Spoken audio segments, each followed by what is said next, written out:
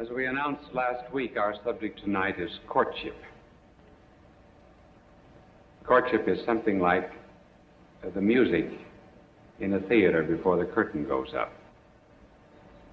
And one, of course, should not be too particular in courting. We're not going to emphasize that tonight, but I actually heard of one man who said he wouldn't marry until he found a girl who was an orphan and had her appendix out.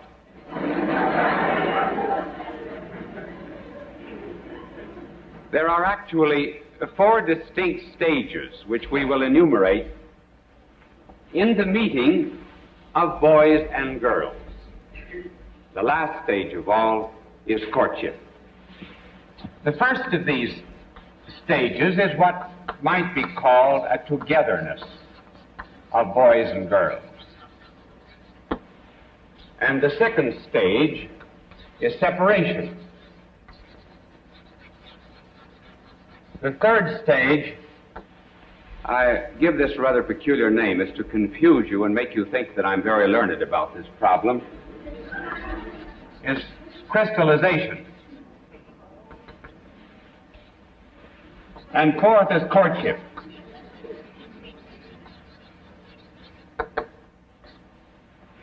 You know, I actually didn't spell that thing out because I don't remember whether there's 1 or 2 L's in it. 2 L's, aren't there? Crystallization? Well, I'll leave it that way. It's much better. I should have looked for a synonym.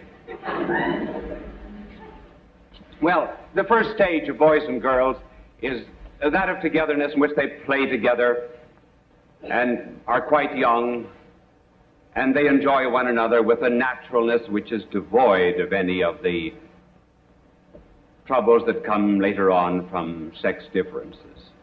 We need not emphasize this particular stage here. There's the same naturalness there that there is in the 2 children at the seashore who were the victims of divorced parents, and one said to the other, "How do you like your daddy?" The other said, "Fine." The first one said, "So did we. We had him last year." And the next is the separation. Now we reach a moment in the lives of boys and girls where the boys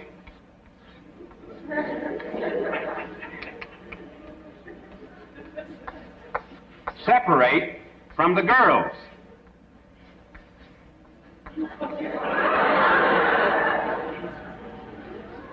I'll bet I get another art scholarship for that one.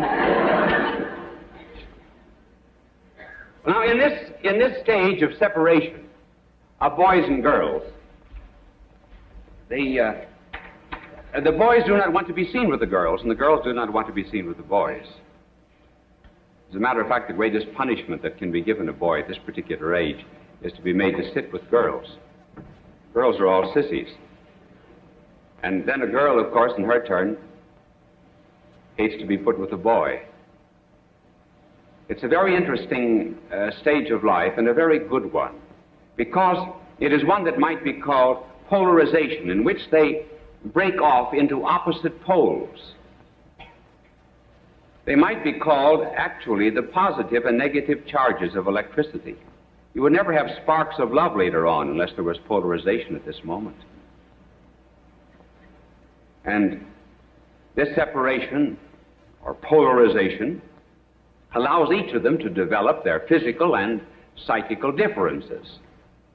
For example, the boy, when he's with other boys, becomes aggressive, develops heroism, certain talents, aptitudes, has his own ideals, and has the potentials of manhood within him.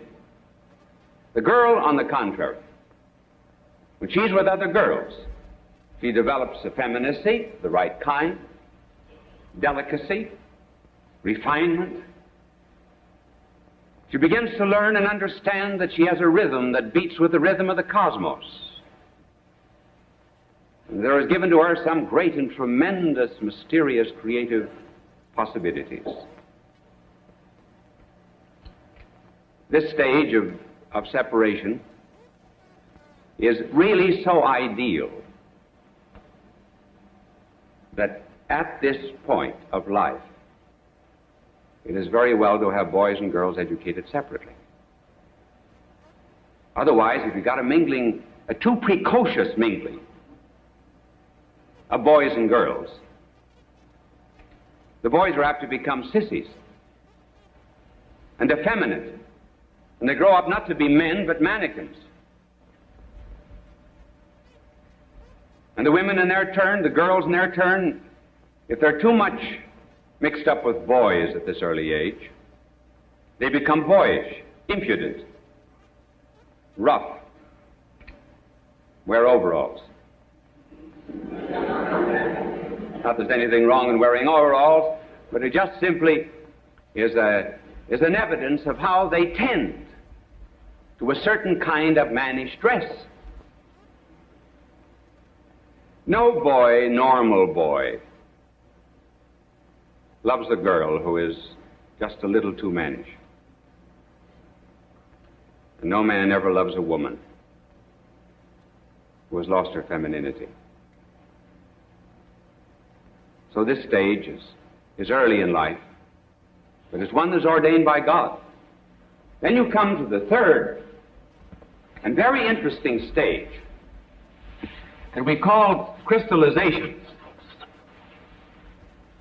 The reason we call it that is this. If you put a piece of wood in the Salzburg salt mines, after a while, that piece of wood will be covered with crystals, which very much resemble jewels. They are not jewels, actually.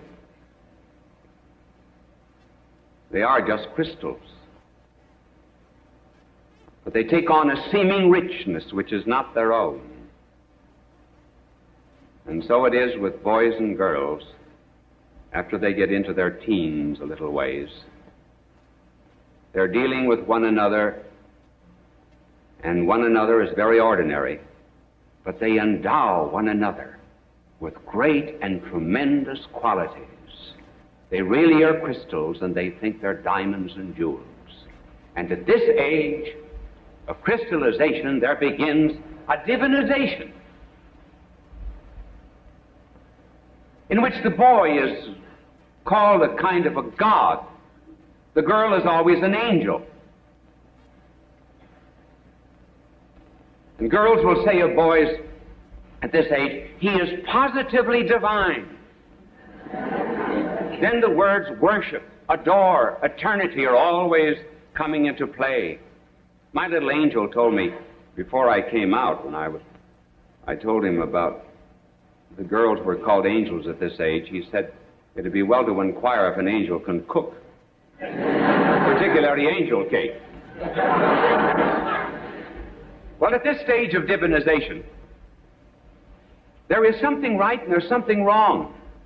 And here very often is where parents and educators fail to understand the psychology of youth, simply because they do divinize one another. And they turn crystals into jewels. There's something right and good about this. They would not have had this instinct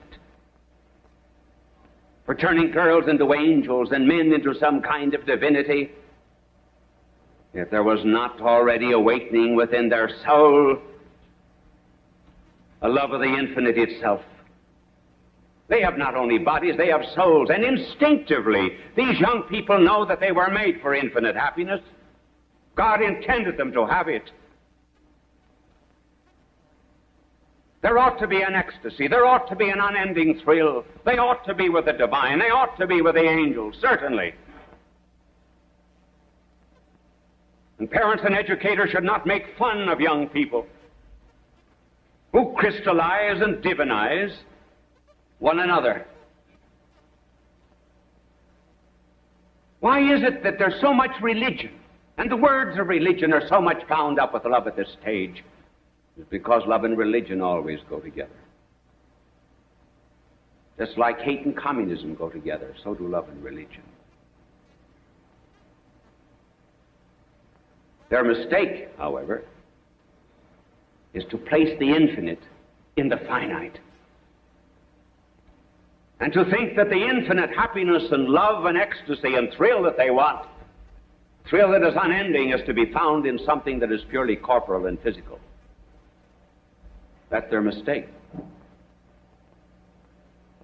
But their craving is right. And a certain amount of sympathy toward the young at this stage can lead them on to a right appreciation of what is good and what they're really seeking. This is the age, of course, when boys begin to wash behind their ears. They discover neckties.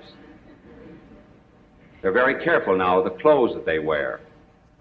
They did not mind a patch in the trousers. Now they do. They begin to have pin-up girls in their rooms. I heard of two soldiers in Korea. They had beds next to one another, and one of them had a lot of pin-up girls above his bed, and he was studying, and the other soldier said to him, "Remember, they're 85% water."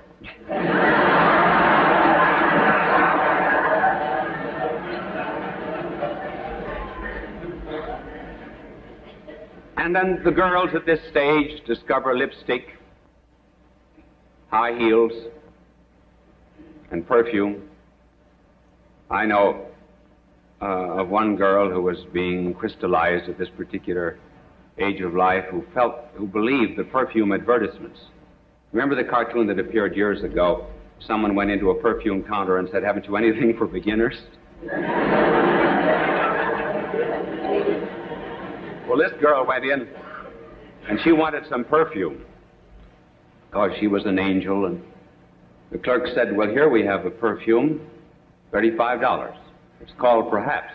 She said, "For that price, it ought to be called Sure."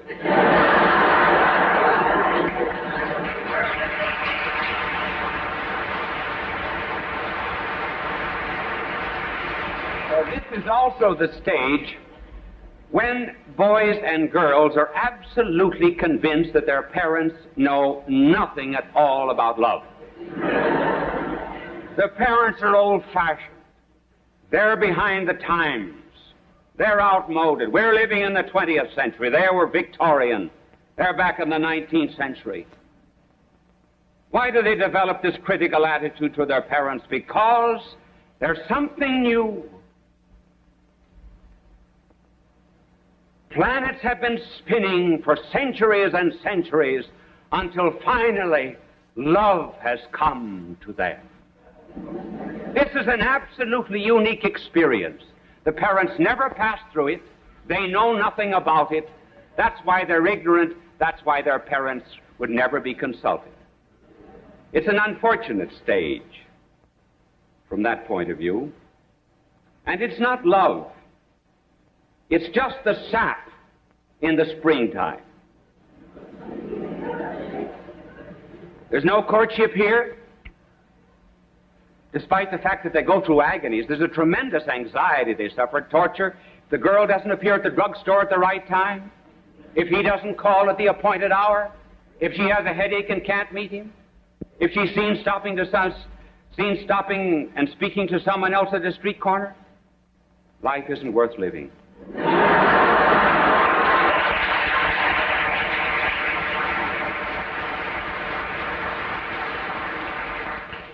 This has rightly been called puppy love. And a little warning, if boys and girls marry during puppy love, the chances are they'll lead a dog's life later on. Now we come to courtship. And courtship, we cannot give all standards and tests, but we will give just a few. Two will refer to young men and young women together. One will refer to a young woman alone, and the other a test for a young man. First together is the problem of affinity. And secondly, for boys, sacrifice. For girls, femininity.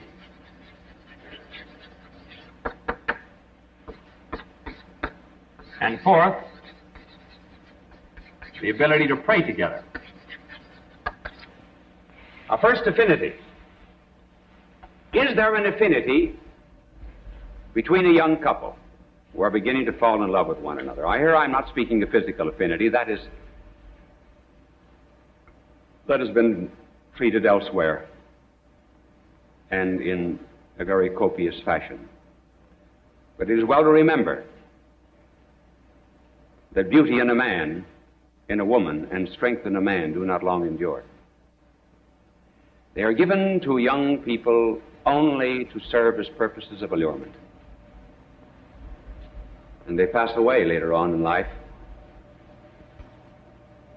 Yes, he is a strong man when he makes an end run on a Saturday football team, but ask him later on to take down the screens.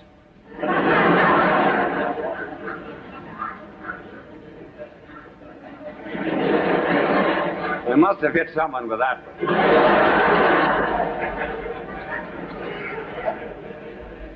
So there must be some other affinity besides the physical, namely an interest one in the other. They need not be intellectual, they need not be college graduates, but they must have one mind and one heart. If, for example, the husband is a salesman, he comes home at night and says, "Listen, dear, wonderful, wonderful thing happened. I sold 1,000 refrigerators today." And she says, "How do you want your eggs?" Now, that's one of affinity. A musician, for example, should never marry a woman who's tone deaf. But above and beyond all that, married life is very much like a game of tennis. There's a give and take. And there should be an abundance of that. And the real test, as they come closer to one another, is to ask if they can share not only the joys of life, but also the frustrations. A symphony is made up of a treble and bass. There are indeed melodious notes, but there are also counterpoints, and there are seemingly opposing and conflicting themes, and yet all of them, in some beautiful fashion, are molded together into harmony. So too, if there's true affinity, the crosses and trials of life will be understood by both, as well as the joys. That is the first condition. Then a test for the young man. Is he an egotist? Is he selfish? Or does he know how to make sacrifices? And as regards sacrifices, remember, sacrifices are born of love. That's the reason he gives a ring of gold instead of tin. Because it costs something. If he's egotistic before marriage, he'll be egotistic afterwards, more so. If he sends you 100 flowers before marriage, you'll get 10 afterwards. If he has 4 roses before marriage, he'll have 40 roses afterwards.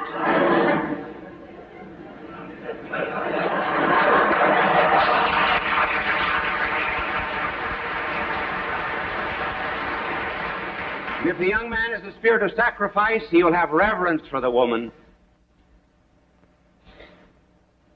Reverence for the mystery of femininity, knowing that she is not a bargain counter where a motley crowd can purchase. Find indeed the young man who can treasure for days and for weeks and for years the gift of a rose or the touch of a hand of a friend.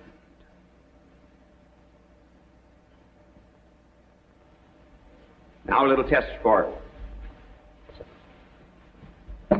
the young women on the part of the men. Has she femininity? What does that mean? Every woman was made to be a mother, either physically or spiritually. Physically by the generation of physical life, and spiritually by the generation of spiritual life, and by tending the ills of others, and by serving divine and holy causes. And if she is a true woman, she will be looking forward to preserving strength and beauty. His strength and her beauty will fade. But will she be able to give him the assurance? And has she an interest, for example, in prolonging his strength into the boys of the family and prolonging her beauty into the daughters? Has she depth? So that there will be, as life goes on, a progressive revelation of mysteries. Not just the mystery of the flesh, but the mystery of her mind, the mystery of her heart, the mystery of her soul. As she brings forth the incarnation of their mutual love, and as she reveals the ability to train minds and hearts and souls, she reveals the mystery of motherhood, something he never saw in her before. And above all, as she reveals the greatest of all the arts, the art to be a mother. If she is the right kind of a woman, then the man will say to her, as Dante said to Beatrice, I look on Beatrice and Beatrice looks on God. As Leon Blois said, the more a woman is holy, the more she's a woman. And finally, can they pray together? If they can pray together, then there will be fidelity. Then they will have the same conscience, and where there's the same conscience, there's charm. And charm never ages. Now they begin to understand why they wanted the infinite and the angels and the divine in that younger period of crystallization. Now they begin to see that religion and love are really combined. Why is it, for example, they speak of our love, as if it were something outside of both, as if it were more than the addition of the love of the thou and the I. Why do they speak of this curious thing, our love, if it be not a reflection of the divine love of the triune God, where there is the lover, the beloved, and love? Why is it that they see in the springtime, in the birds, and in the autumn, in the waterfalls, in the moon and the stars, telltales of love? Everything seems to speak to them, if it be not because only lovers understand that God, the Creator, made everything in this world out of love. Why is it that they want to exchange secrets one with another and unburden their hearts? If it be not because they are reflections of another revelation of God himself, who would not keep the secret of his love and told it in the Old Testament. Why is it they want to be two in one flesh, if it is not in order to prolong through history the great mystery of the divine and human natures of Christ? Why is it that the lover is always on his knee and the beloved is always on a pedestal? If it is not because there's humility and a sense of unworthiness, and in preparation for communion one with another they say, Lord, I am not worthy, Domine non sum dignus. All their love is then the reflection of God, and they understand that if human ecstasy can give them so much joy, then what will be the great heart of God? If the spark of human love is so bright, oh, what must be the flame?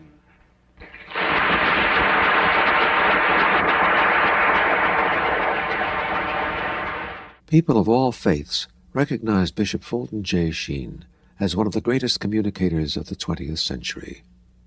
He was born in El Paso, Illinois, in May of 1896. As a young boy, he knew he wanted to be a priest. He served as an altar boy at St. Mary's Cathedral in Peoria, Illinois.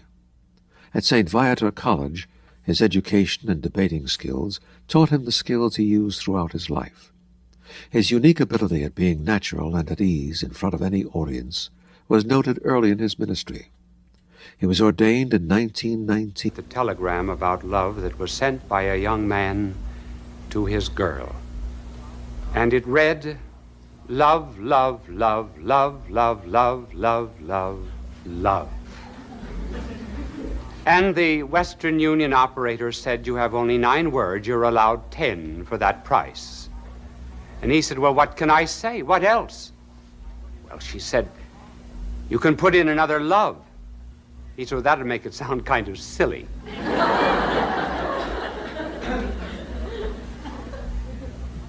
Our subject, the intimacies of love, does imply some increase of communication of friend with friend. There is a growth in affection, just as, for example, there is a difference between radio, which is sound, television, which is vision, and personal appearance.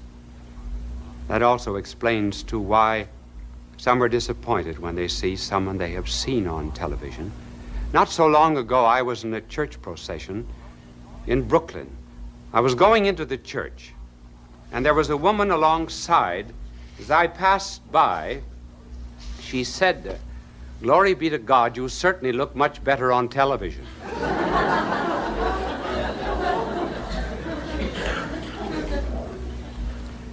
Well, the three intimacies of love we will use later on in reference to the life of our blessed Lord.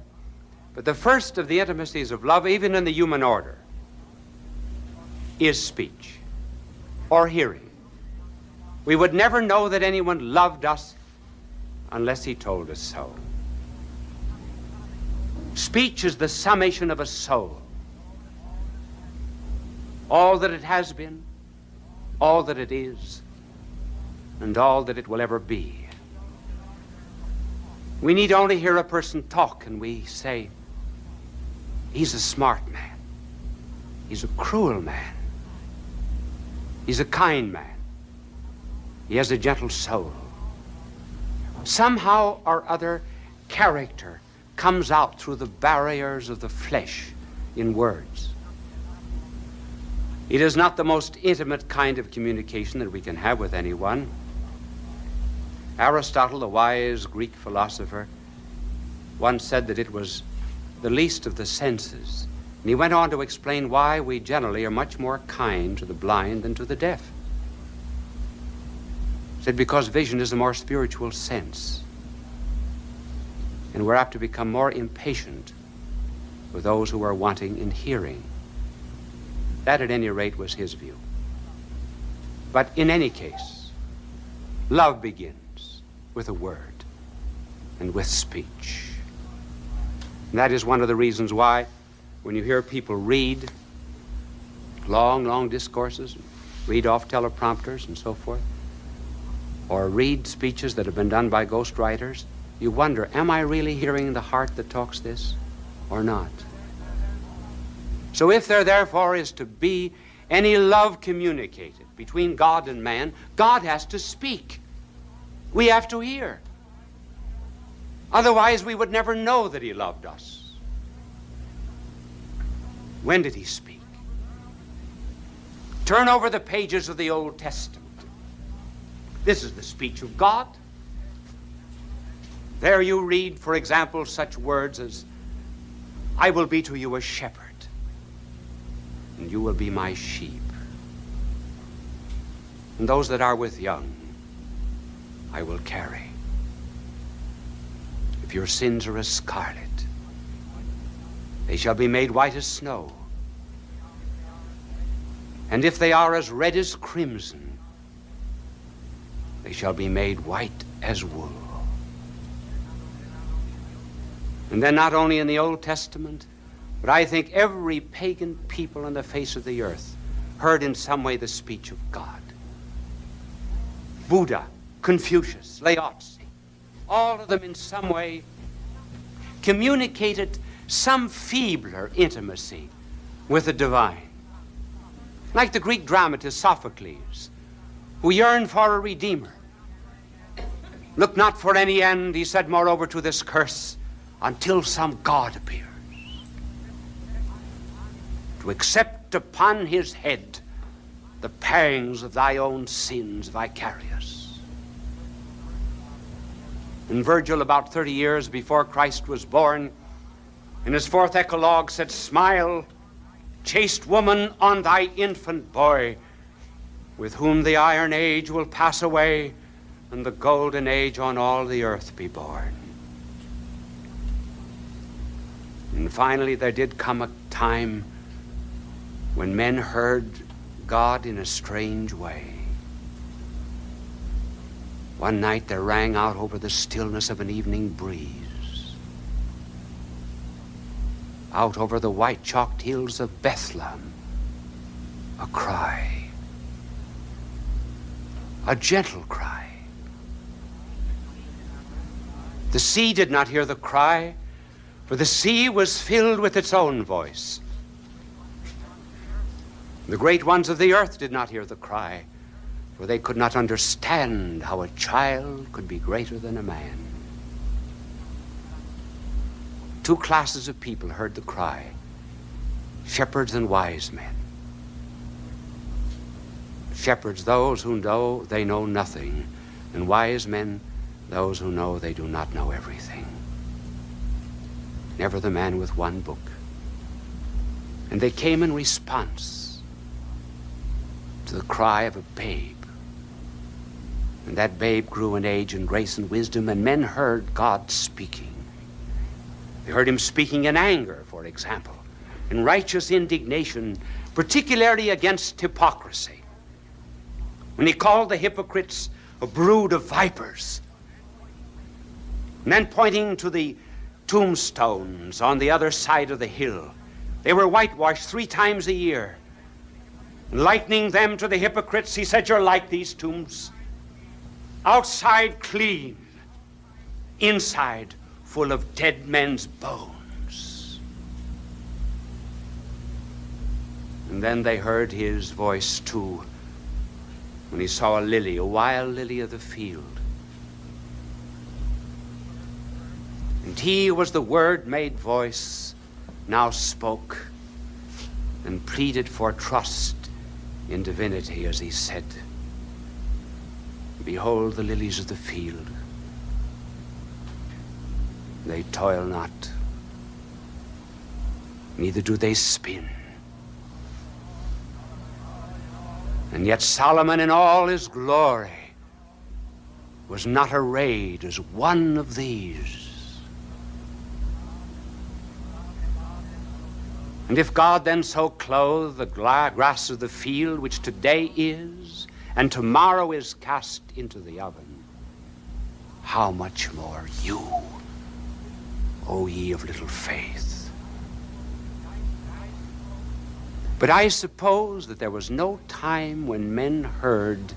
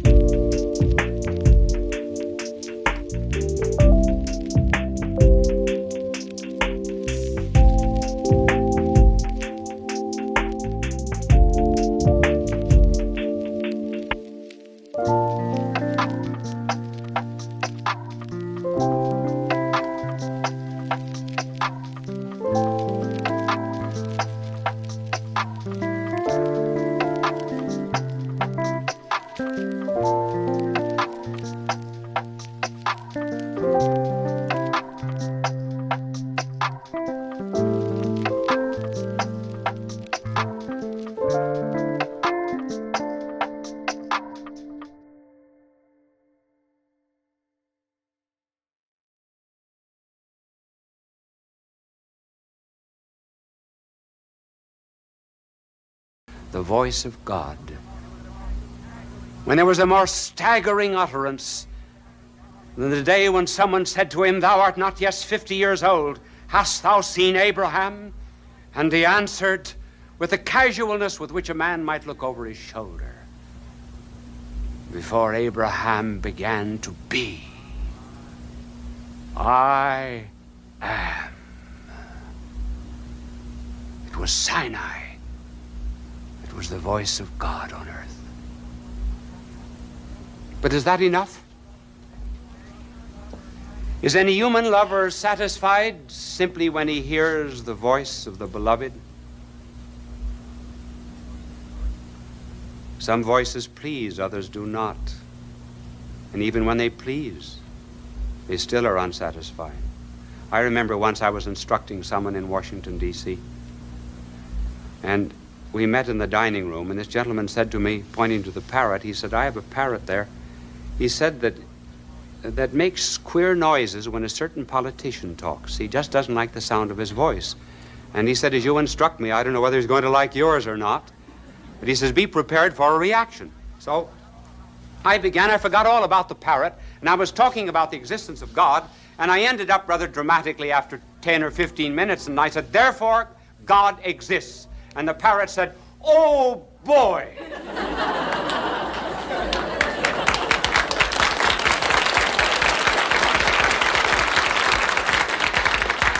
So there has to be some other intimacy of love besides hearing, and that is vision.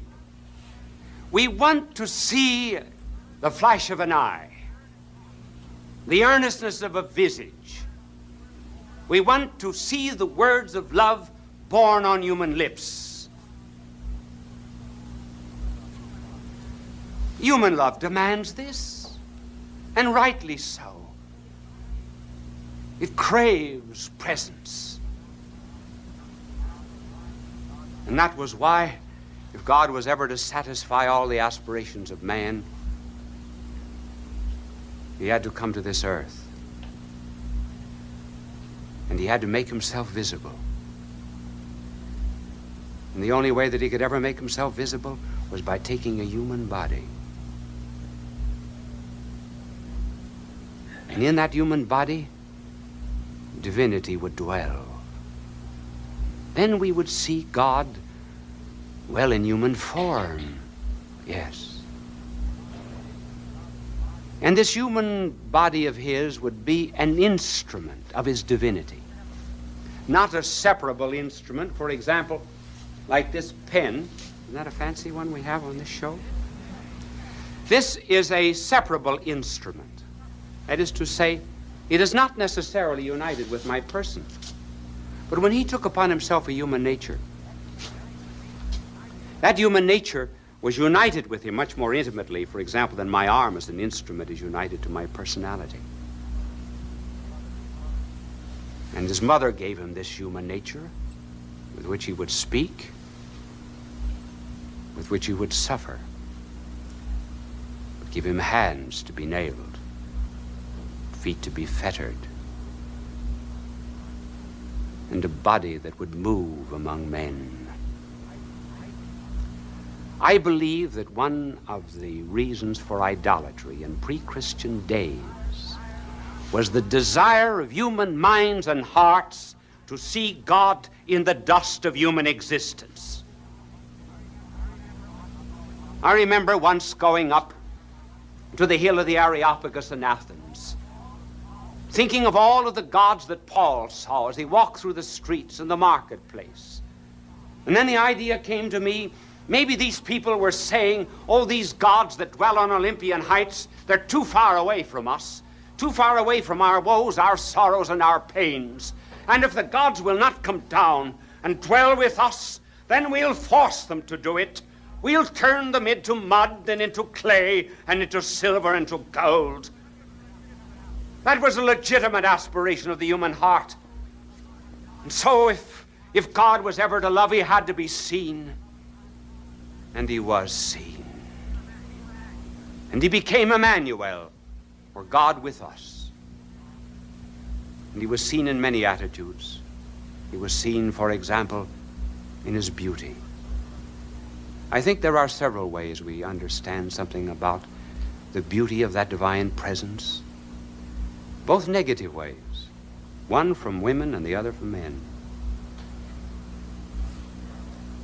One day our Lord was preaching, and a woman interrupted him, not paying any attention to his discourse. And she let loose from herself words that betrayed the desire of every woman in the presence of some young man whom she would have loved to have mothered. And she said, "Blessed is the womb that bore thee, and the breast that nursed thee." In other words, the tremendous majesty and bearing and dignity of Christ was such that this woman could not rest only in his words. All her motherly, maternal instinct came out as she cried out to be the mother of Emmanuel. Not only that, I think there was another sign, negative sign, given by men. Cruel men. When wicked men are in the face of another man who is their superior intellectually and physically and morally and spiritually, they try to degrade him. And that accounts, I think, for the tremendous cruelty that was shown to the person of our Lord on Holy Thursday night when he was arrested. The plating of crown of thorns upon his head, the buffeting him with blows, the blindfolding him, the mocking him. Men were bound to degrade him. If they could not have the majesty of his bearing, then they would bring him down to their own mean, low existence. These are just negative ways of knowing how beautiful was this Son of Man as he walked the earth. But I think there was still another way, and that was when he was seen in the Transfiguration. Here he was on the Mount with Peter, James, and John. His face did shine as the sun. His garments white as snow. Divinity was shining through his body, which I believe was perhaps the more normal way for that body to be. You put a great light behind an alabaster marble. The light will shine through the marble. Do you think you can put divinity into a human nature and not have it shine through? With this tremendous effulgence made the human nature transparent. If you pour something red into a glass, it looks red. The glass looks red. Pour divinity into this humanity, or assume this humanity into divinity, and so it glows. And that was the beauty that men saw. But it was not enough, though he did say, "He that seeth me seeth the Father." There's one other intimacy. An intimacy that is so delicate, so refined,